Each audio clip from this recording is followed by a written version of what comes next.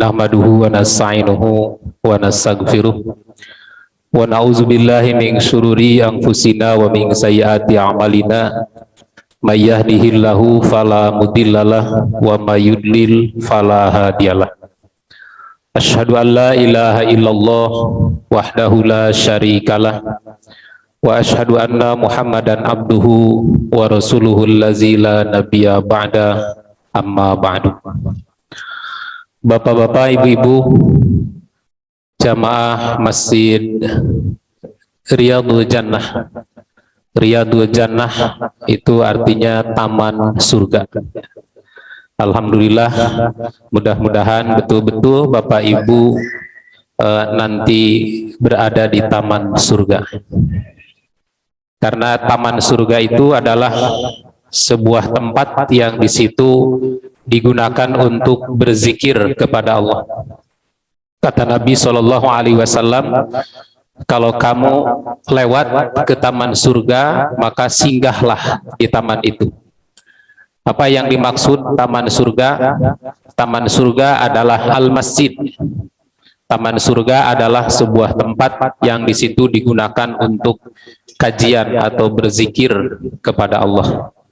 Jadi bagi Bapak Ibu yang tidak berkesempatan untuk ruku dan sujud di Riyadhah, karena biasanya para jamaah haji, para jamaah umroh menyempatkan diri untuk berziarah ke Nabawi, ke Masjid Nabi, karena ingin menikmati sujud dan berdoa di Riyadhah.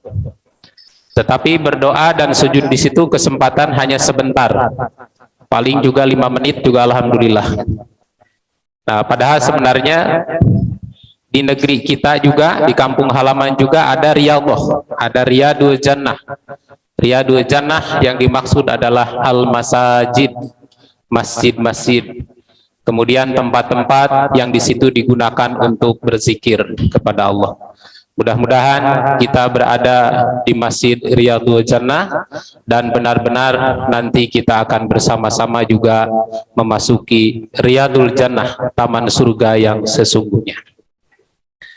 Bapak Ibu yang dirahmati Allah, tema yang akan kita bicarakan pada kesempatan ini adalah mempersiapkan diri untuk menyongsong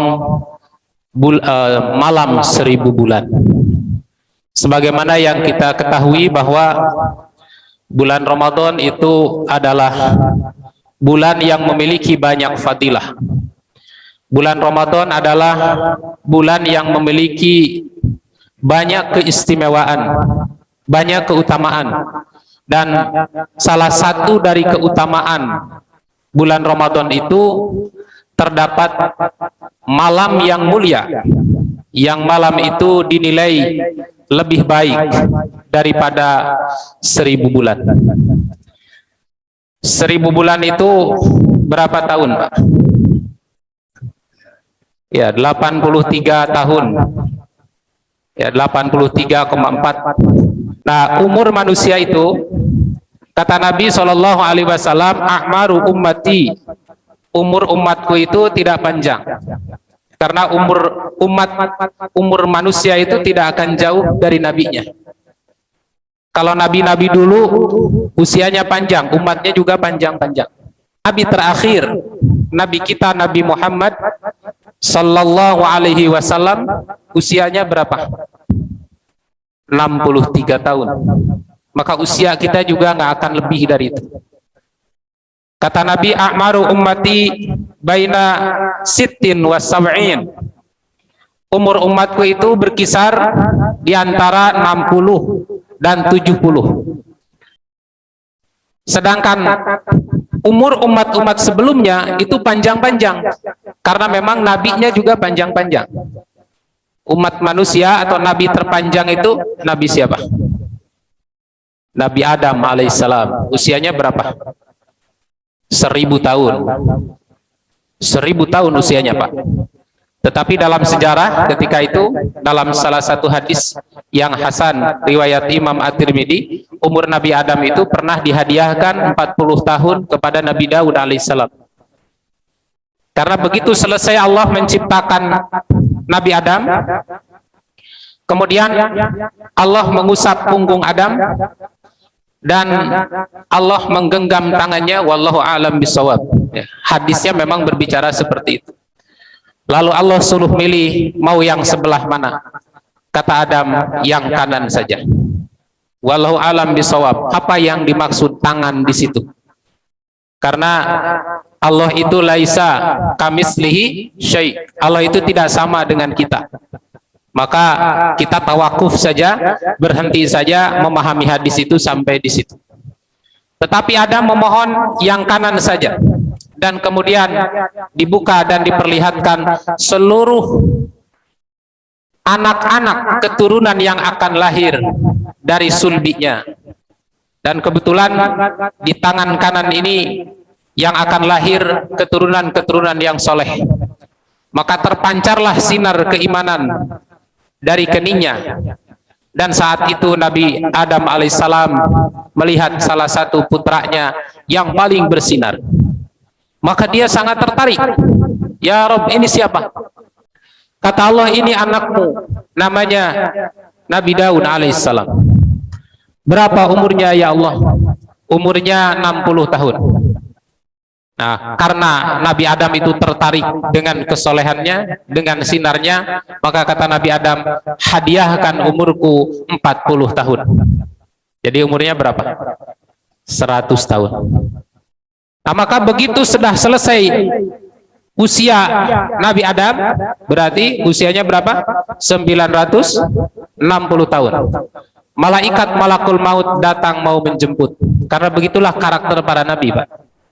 Jadi para nabi-nabi itu tidak wafat kecuali ditawari dulu, diberi pilihan, apakah kamu mau melanjutkan hidup atau memilih wafat. Maka para nabi-nabi semua akan milih wafat, karena kehidupan akhirat lebih baik daripada kehidupan dunia. Tapi bapak-bapak mah nggak akan dikasih pilihan, karena kalau dikasih pilihan, Pak, masih mau hidup atau mau mati? Pasti jawabannya mau hidup.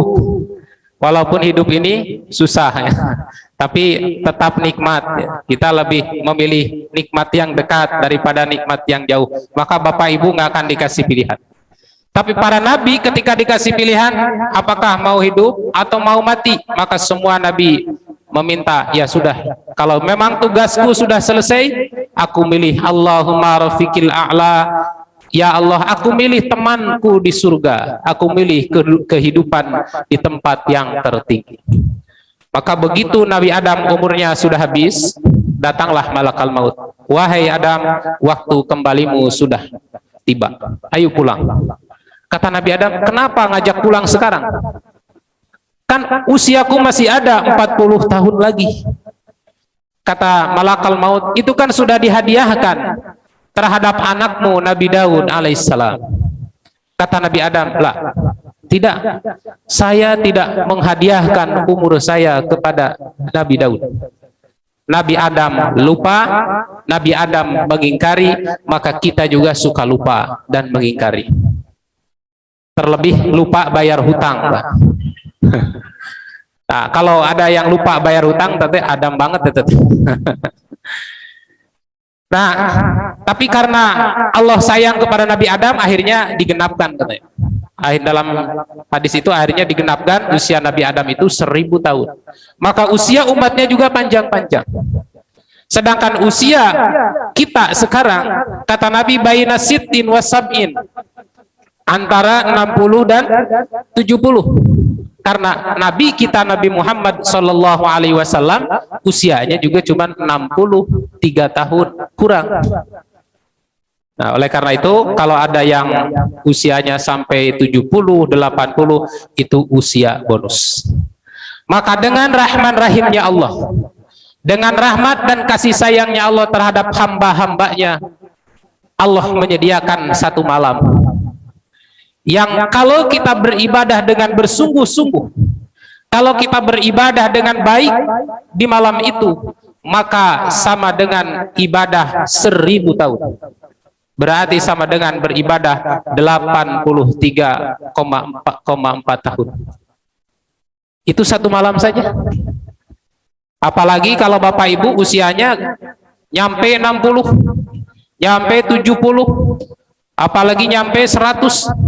Wah, sudah berapa kebaikan pahala yang kita peroleh sebagai anugerah yang Allah berikan kepada kita. Begitu cara Allah menyayangi hambanya. Jadi umat-umat terdahulu diberi bekal usia dengan usia yang panjang, ratusan tahun, tetapi amalnya tidak dilipat, Pak. Sholat sekali pahalanya, saum sehari pahalanya. Sementara Bapak Ibu sekarang sholat sekali sama dengan berapa? 10 kali. Sholat 5 kali sama dengan 50 kali. Begitulah janji Allah di saat Allah menerima, di saat Allah memerintahkan sholat kepada Nabi Muhammad Sallallahu Alaihi Wasallam. Karena pada asalnya sholat ini kan 50. Saya cenderung memahami 50 waktu. Pada saat Nabi Muhammad Sallallahu Alaihi Wasallam menerima perintah sholat, di mana Pak?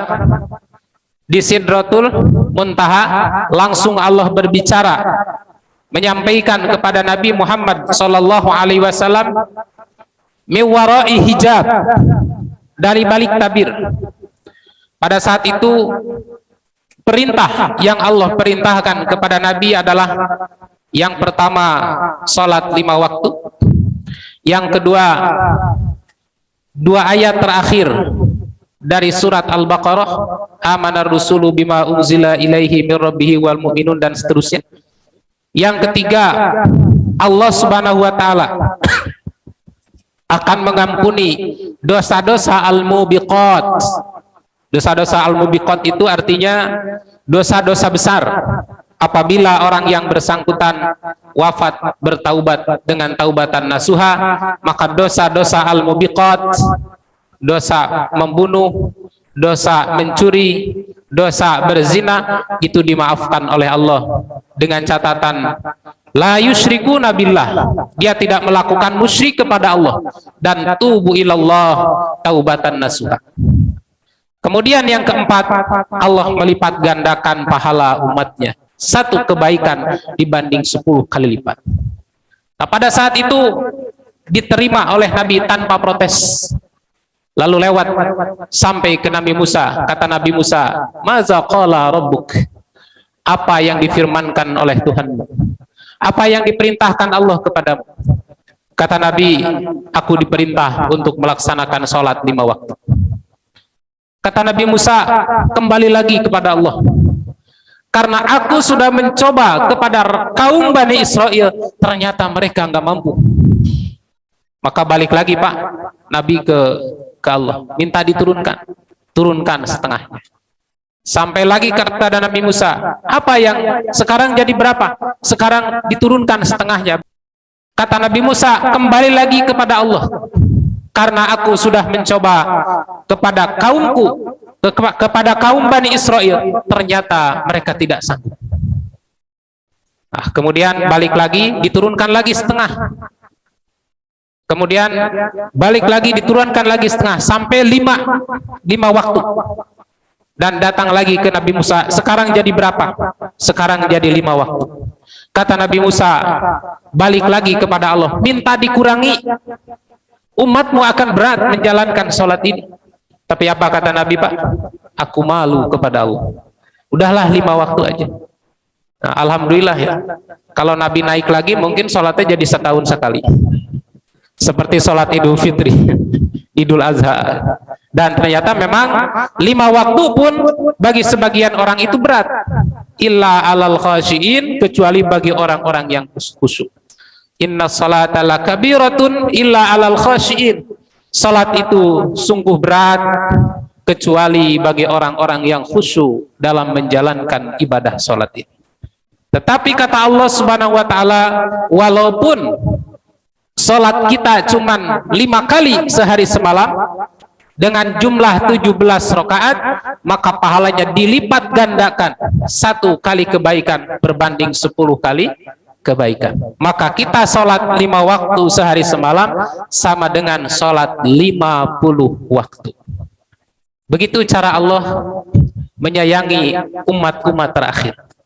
Jadi usianya dikurangi, tidak seperti umat-umat terdahulu, tetapi pahalanya dilipat gandakan. Nah, di samping itu Allah Subhanahu wa taala memberi hadiah. Dalam setiap tahun ada satu bulan yang disebut bulan Ramadan. Yang di bulan itu ada satu malam yang mulia, yang apabila kita beribadah dengan sungguh-sungguh, beribadah dengan ikhlas karena Allah di malam yang mulia itu, maka sama dengan kita beribadah 1000 bulan, sama dengan kita beribadah selama 83 tahun. Jadi sudah selesai, sudah cukup bekal dengan satu malam itu. Tapi jangan kemudian disimpulkan, wah kalau begitu udah aja semalam itu ibadahnya, setelah itu tinggalkan. Nah, bukan begitu maksudnya. Ini adalah tambahan-tambahan pahala untuk umatnya. Nah, maka oleh karena itu, ketika datang bulan Ramadan, Nabi SAW menyerukan kepada para sahabat, qad ja'akum syahrun azim, sungguh telah datang kepadamu syahrun azim, bulan yang sangat agung. Syahrun mubarak, bulan yang diberkahi. Kenapa bulan ini dikatakan bulan agung? Kenapa bulan ini dikatakan bulan yang diberkahi? Karena tuftahu abwabul jannah. Di bulan ini Allah bukakan pintu-pintu surga. Maksudnya Allah bukakan peluang-peluang amal, peluang-peluang ibadah, peluang-peluang amal soleh, baik itu dalam bentuk salat, saum, zakat, umroh di bulan Ramadan yang dapat membuka pintu-pintu surga. Wa tughlaqu abwabu jahannam, dan di bulan ini Allah tutup neraka jahanam. Artinya dengan ibadah kita bersungguh-sungguh di bulan Ramadan, mulai dari saumnya, salatnya, sodakohnya, tilawah Al-Quran, itu akan mampu untuk mengunci neraka. Artinya orang itu akan terjaga dari azab neraka kalau menjalankan ibadah-ibadah di bulan Ramadan. Bahkan ada satu hadis yang mengatakan, man shoma yauman fi sabilillah ba'adallahu wajhahu anin nar sab'ina kharifan. Siapa yang saum sehari saja di jalan Allah, Allah akan jauhkan wajahnya dari neraka sejauh perjalanan 70 tahun. Itu sehari saja. Yang disebut yauman fisabilillah memang ada dua makna. Pertama, ada yang memahami sambil saum sambil jihad, sambil saum sambil berperang. Kenapa dikatakan agung? Karena menggabungkan dua jihad katanya. Jihad yang pertama, jihad melawan hawa nafsu, jihad melawan nafsu makan, nafsu minum, nafsu syahwat. Jihad kedua, jihad melawan aduwil kafir, melawan musuh orang kafir. Ketika dua jihad ini dilakukan secara bersamaan, maka fadilahnya lebih utama. Tetapi pandangan aksarul ulama yang lain, bahwa yang dimaksud dengan saum sehari di jalan Allah itu maksudnya saum libtigoa wajhillah, saum semata-mata karena mengharap wajah Allah, saum semata-mata karena mengharap rahmat Allah, saum semata karena mengharap ridho Allah. Sehari saja itu sama, itu pahalanya akan Allah jauhkan wajah kita dari api neraka sejauh perjalanan 70 tahun. Artinya kita akan terjaga. Makanya dalam hadis ini disebut wa ghuliqat abwabu jahannam, Allah kunci pintu-pintu jahanam. Kemudian kenapa bulan Ramadan disebut syahrun mubarak, syahrun azim, bulan berkah, bulan agung? Karena wasusilat syayatin, kata Nabi, akan dikunci setan-setan. Artinya dikunci dengan amal kita, sehingga setan tidak memiliki ruang gerak yang bebas untuk menggoda manusia. Kenapa? Karena setan itu menggoda dari perut kita. Jadi ketika perut kita isi, setan mudah menggoda kita, menggoda matanya, menggoda lisannya, menggoda kemaluannya. Tapi di saat perut kita kosong, digunakan untuk saum, maka perisai penjagaan kita menjadi kuat. Makanya dikatakan sulsilat syayatin, itu bukan secara mutlak setan tidak akan menggoda di bulan Ramadan, tetapi mereka tidak memiliki kekuatan untuk menggoda umat-umat, untuk menggoda hamba-hamba Allah yang sedang melaksanakan ibadah saum.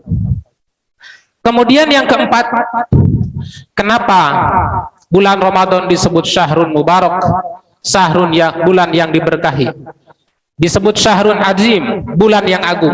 Karena di bulan Ramadan terdapat satu malam yang nilainya sama dengan 1000 bulan.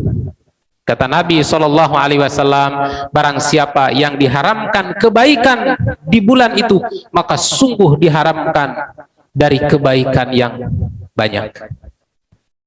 Nah, apa yang dimaksud dengan malam 1000 bulan ini, dengan Lailatul Qadar ini? Secara bahasa, Lailatul Qadar itu malam yang mulia. Malam yang mulia.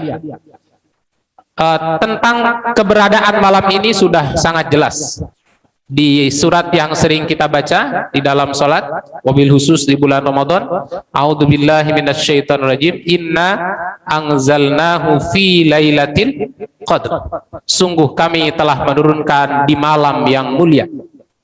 Inna anzalnahu fi lailatul qadr. Lailatul qadri khairun min alfi syahr. Malam mulia itu lebih baik daripada 1000 bulan. Tanazzalul malaika, para malaikat turun, waruh, dan malaikat Jibril juga turun. Min kulli amr, membawa seluruh urusan manusia.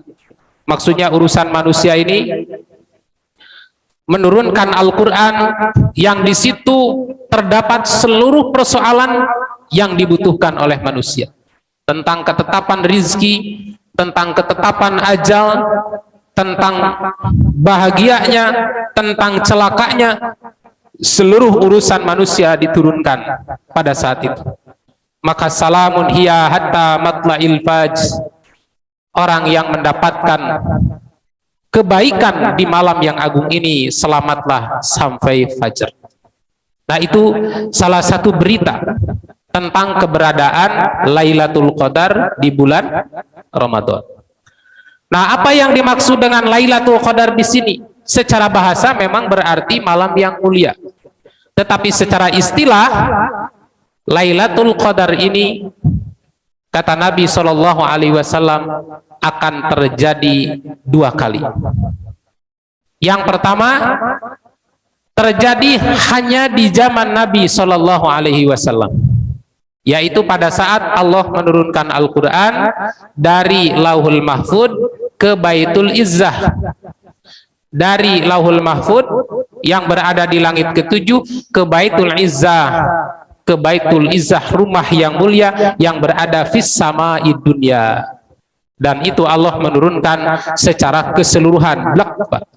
Jadi Al-Quran 30 juz yang sudah kita baca setiap hari itu turun sekaligus, diturunkan oleh Allah di bulan Ramadan dari Lauhul Mahfud ke Baitul Izzah. Kapan diturunkannya? Fi Lailatul Qadar, di malam yang mulia itu. Kemudian yang kedua, kata Nabi SAW, peristiwa Lailatul Qadar yang kedua itu akan terjadi di setiap bulan Ramadan. Dan ini insya Allah akan kita alami. Lailatul Qadar kedua akan terjadi di setiap bulan Ramadan. Kapan terjadinya? Nabi SAW tidak menjelaskan. Hanya Nabi memerintahkan, fatamisu fil ashril awakhir, Lailatul Qadar ini carilah di 10 malam terakhir di bulan Ramadan. Kemudian kalau tidak mampu di 10 malam terakhir, carilah fil witri, di malam-malam yang ganjil. Berarti malam 21, 23, 25, 27, 29. Nah, kalau ternyata kita tidak sanggup mencarinya di malam-malam itu, jangan kamu lemah di malam 25, 27 atau 29 di akhir-akhir Ramadan. Nah, kenapa Nabi Shallallahu Alaihi Wasallam tidak menentukan? Sudah saja tentukan malam 21, sudah saja tentukan malam 25, malam 27, malam 29. Kenapa Nabi tidak menentukan itu? Nah, di sini ada khairun kasir. Di sini ada kebaikan yang banyak. Kalau seandainya Nabi menjelaskan, wahai Bapak Ibu, Lailatul Qadar ini akan terjadi malam 27. Apa yang terjadi, Pak? Maka semua orang berjubah di malam 27. Di malam-malam lain, kosong. Nanti ajalah malam 27, karena sekarang nggak ada Lailatul Qadar. Nah, maka dengan dirahasiakannya malam Lailatul Qadar ini terdapat khairun kasir. Terdapat satu kebaikan yang banyak, bahwa kita akan bersungguh-sungguh beribadah di 10 malam terakhir itu. Sampai Nabi Shallallahu Alaihi Wasallam mencontohkan syaddal mi'zar, mengencangkan ikat pinggang. Apa yang dimaksud dengan mengencangkan ikat pinggang? Pertama, kata para ulama, yang dimaksud mengencangkan ikat pinggang itu adalah Nabi bersemangat, bersungguh-sungguh untuk menghidupkan 10 malam terakhir ini. Ahyal lail, hidup di malam hari, artinya tidak tidur, tidak banyak tidur, tapi digunakan untuk beribadah, berdoa, berzikir, melaksanakan sholat tarawih. Bahkan durasi sholat tarawih di 10 malam terakhir itu pernah teriwayatkan Nabi Shallallahu Alaihi Wasallam melaksanakan sholat tarawihnya sampai hampir habis waktu sahur, Pak. Kira-kira berapa juz itu yang dibaca? Dari setelah Isya sampai hampir habis waktu sahur. Wa aiqadha ahlah, kemudian membangunkan keluarganya, putra-putrinya, istri-istrinya, dibangunkan. Ayo, jangan banyak tidur di 10 malam terakhir. Ayo kita hidupkan dengan baca Quran, dengan berzikir, dengan beristighfar, dengan berdoa, dengan memperpanjang sholat malam di 10 hari terakhir. Nah, yang kedua yang disebut syaddal mi'zar, kata sebagian ulama, adalah di 10 hari terakhir itu Nabi menjauhi istrinya. Jadi saum, Pak, tidak dekat-dekat sama istri selama 10 hari terakhir. Fokus ya, setiap malam beribadah, fokus setiap malam beristighfar, fokus setiap malam berzikir, berdoa, memperbanyak ibadah kepada Allah. Itu yang harus dilakukan di 10 hari terakhir. Nah, sehingga apabila kita ahyal lail, menghidupkan malam itu dengan berbagai macam ibadah, kata para ulama, maka hakikatnya kita ini sebenarnya sudah mendapatkan Lailatul Qadar, walaupun kita tidak menyadarinya. Karena yang disebut orang yang ahya Lailatul Qadri dan mendapatkan jaminan, apa jaminannya? Ghufirallahu ma taqaddama min danbi, dosa-dosanya akan diampuni, adalah satu diantaranya man qoma Lailatul Qadr. Siapa yang koma, yakumu, kiaman, di situ bisa berarti sholat, di situ bisa berarti melek, dan mengisi malam-malam itu dengan ibadah, imanan wahtisaban, karena iman, karena Allah. Apa pahala yang akan diperoleh? Ghufirallahu ma taqaddama min danbi, maka dosa-dosanya akan diampuni. Jadi itulah, Pak, salah satu keutamaan yang akan diperoleh bagi orang-orang yang mendapatkan Lailatul Qadar adalah dosa-dosanya akan diampuni, dosa-dosanya akan dimaafkan. Nah, banyak orang yang memahami Lailatul Qadar atau mencoba menafsir-nafsirkan Lailatul Qadar itu dengan penafsiran hayalan, diduga-duga. Nah, padahal sebenarnya kata para ulama, yang disebut orang yang mendapatkan Lailatul Qadar itu adalah orang yang beribadah di situ. Orang yang melaksanakan ibadah di malam-malam itu, maka ibadahnya lebih baik daripada 1000 bulan. lebih baik daripada ibadah 83 tahun. Dan ini sudah menjadi bekal yang istimewa untuk nanti kita pulang kepada Allah Subhanahu wa taala.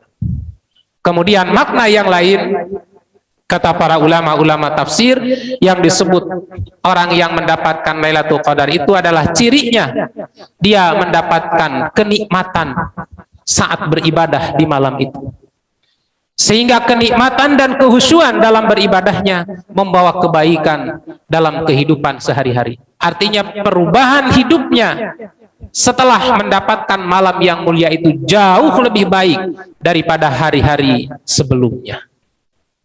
Karena Allah merahasiakan tentang hakikat yang sesungguhnya, maka hanya itulah yang bisa kita paham. Di saat Nabi SAW keluar dari rumahnya, waktu itu Nabi mau menyampaikan berita tentang Lailatul Qadar. Kemudian tiba-tiba di luar ada yang bertengkar, Pak.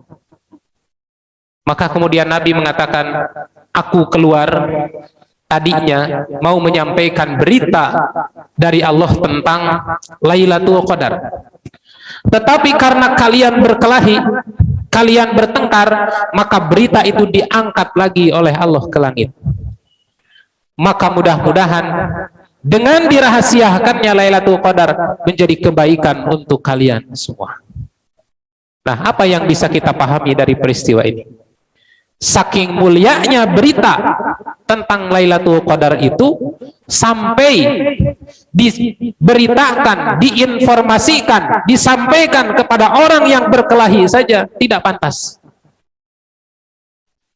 Jangankan mendapatkan Lailatul Qadar, mendengar berita Lailatul Qadar saja tidak pantas. Artinya harus orang seperti apa yang akan mendapatkan Lailatul Qadar ini? Orang yang mendapat Lailatul Qadar adalah orang yang bersungguh-sungguh dalam beribadah, membersihkan hatinya, membersihkan jiwanya, dan menjaga silaturahim dengan sesama saudaranya. Maka bulan Ramadan itu disebut dengan bulan ukhuwah. Nah, kemudian sebelum buka diskusi, yang terakhir, apa yang harus kita perbanyak di saat nanti di malam-malam Lailatul Qadar itu, atau wabil khusus di 10 hari terakhir itu? Nabi SAW mengajarkan doa kepada Aisyah yang harus diperbanyak dibaca di malam Lailatul Qadar, yaitu doanya Allahumma innaka afuwun tuhibbul afwa fa'fu anni. Artinya, Allahumma, ya Allah, innaka afuwun, sesungguhnya engkau maha pemaaf, tuhibbul afwa, engkau mencintai pemaaf, mencintai memaafkan, fa'fu anni, maka maafkanlah aku. Nah, hadis itu diajarkan oleh Nabi, disampaikan oleh Nabi pada saat Aisyah bertanya, ya Rasulullah, kalau seandainya aku benar-benar mengetahui kapan waktu Lailatul Qadar, apa yang harus aku ucapkan? Ma'akulu, apa yang harus aku ucapkan? Kata Nabi SAW, fakuli, ucapkanlah olehmu, Allahumma innaka afuwun tuhibbul afwa fa'fu anni. Ya Allah, sesungguhnya engkau pemaaf, engkau menyukai memaafkan, fa'fu anni, maka maafkanlah aku. Nah, itulah doa yang harus dibaca di malam Lailatul Qadar. Sebenarnya kita diperintahkan berdoa di bulan Ramadan itu fi jami'il awqat. Kata Imam Ibnu Katsir ketika menafsirkan surat Al-Baqarah ayat 186, yaitu a'udzubillahi minasyaitonirrajim, wa idza sa'alaka ibadi anni fa inni qarib ujibu da'watad da'i idza da'ani falyastajibuli wa yu'minu bi. Idza sa'alaka ibadi anni, ketika hambaku bertanya kepadamu, idza sa'alaka, apabila bertanya kepadamu Muhammad, ibadi hambaku anni, tentang aku, katakan fa inni qarib, aku dekat. Sampai dekatnya itu aqrabu min hablil warid, lebih dekat daripada urat leher. Apa yang dimaksud dekat? Ujibu da'watad da'i, Allah akan mengabulkan doa-doa orang yang berdoa kepadaku, idza da'ani, apabila berdoa. Nah, hadis ini oleh Allah disisipkan di tengah-tengah ayat saum. Ayat 182, 183, 184, 185 itu tentang saum. Kemudian di 186 nyisip, di situ ayat tentang doa, lalu dilanjut lagi ayat tentang saum lagi. Kata para ulama tafsir, penempatan doa di tengah-tengah ayat saum ini mengandung ibrah, mengandung faidah, mengandung pelajaran bahwa di bulan Ramadan atau di saat kita melaksanakan ibadah saum terdapat doa mustajab. Nah, salah satunya dikemukakan oleh Nabi bahwa lis-shaimi la da'watun ma turaddu inda fitri. Bagi orang yang saum ada doa yang tidak akan tertolak ketika berbuka. Atau salah satu, ada 3 kelompok orang, da'watuhu maturaddu, yang doanya tidak akan tertolak. Yang pertama, imam yang adil. Yang kedua, orang yang dizalim. Yang ketiga, da'watus shaim, doa orang yang sedang saum. Nah, artinya secara umum pada saat Bapak Ibu sedang saum itu mustajab doa. Terlebih lagi inda fitrih, ketika berbuka. Nah, maka hadis ini menjelaskan atau diambil kesimpulan oleh Imam Ibnu Katsir, sebenarnya di bulan Ramadan ini kita disyariatkan untuk al-iksaru fi du'a fi jami'il awqat, untuk memperbanyak doa di setiap waktu, untuk bersungguh-sungguh berdoa selama kita bulan Ramadan ini. Tapi wa fil ashril awakhir aksar, akan tetapi di 10 hari terakhir doa kita harus lebih banyak lagi. Jangan hanya minta satu macam. Bapak minta bermacam-macam. Bila perlu konsep Pak doanya. Sampai 10 lembar misalnya. Mohon kebaikan untuk dunia, kebaikan untuk akhirat, silahkan. Makanya kalau tidak salah Ibnu Abbas ya, jadi setiap selesai berbuka itu mendoakan keluarganya. Silahkan, karena di situ ada doa-doa mustajab. Kemudian di malam-malam witir aksar, lebih banyak lagi. Di malam-malam yang ganjil aksar, diperbanyak lagi doanya. Bukan hanya membaca Allahumma innaka afuwun tuhibbul afwa fa'fu anni, tapi silahkan doa-doa lain dipanjatkan kepada Allah Subhanahu wa taala. Dan yang paling utama seperti dinasihatkan oleh Nabi kepada Aisyah, kalau kita benar-benar mengetahui bahwa itu adalah malam Lailatul Qadar, maka ucapkanlah doa Allahumma innaka afuwun tuhibbul afwa fa'fu anni. Ya Allah, sesungguhnya Engkau afuwun, maha pemaaf, tuhibbul afwa, Engkau suka memaafkan, fa'fu anni, maka maafkanlah aku. Jadi istighfar itulah yang harus kita perbanyak di bulan Ramadan, di samping di malam-malam terakhir atau di malam Lailatul Qadar, di samping kita memohon doa-doa yang lain kepada Allah Subhanahu wa taala.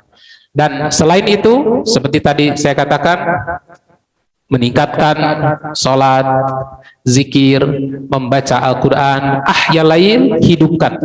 Terlebih lagi kalau Bapak Ibu ada kesempatan untuk beriktikaf, silahkan beriktikaf. Kalau tidak ada kesempatan, minimal mabit, nginep di masjid. Jadi biasanya kan itu setelah sholat tarawih ya, tidak pulang sampai subuh. Tidak pulang sampai subuh, nanti pas sahur pulang ke rumah, ke masjid lagi. Minimal seperti itu. Di 10 terakhir itu banyak mabit di masjid dan lebih khusyuk di dalam menghidupkan malam-malam itu. Mudah-mudahan Bapak Ibu semuanya diperkenankan oleh Allah Subhanahu wa taala mendapatkan Lailatul Qadar dan mustajab seluruh doa Bapak Ibu semua. Nah, barangkali itu yang bisa saya sampaikan sekilas tentang mempersiapkan diri kita menyongsong malam 1000 bulan.